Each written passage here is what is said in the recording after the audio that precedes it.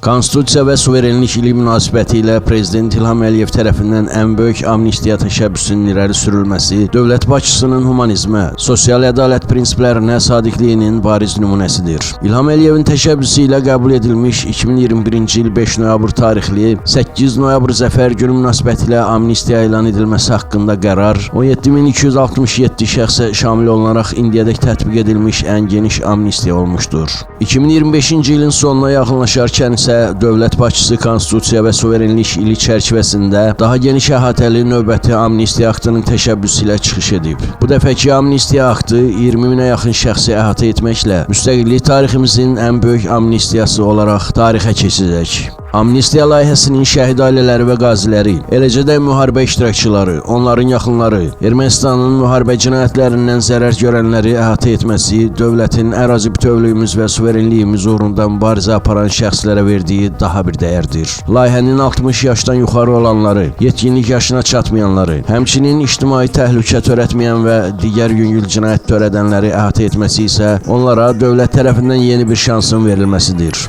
Bununla yanaşı layihə əsasən böyük ictimai təhlükə törətməyən və ya az ağır cinayət, habelə ehtiyatsızlıqdan cinayət törətdiklərinə görə azadlıqdan məhrum etmə cəzasına məhkum olunmuş bir sıra şəxslər cəzadan azad ediləcək və ya cəzalarının çəkilməmiş hissəsi azaldılacaqdır.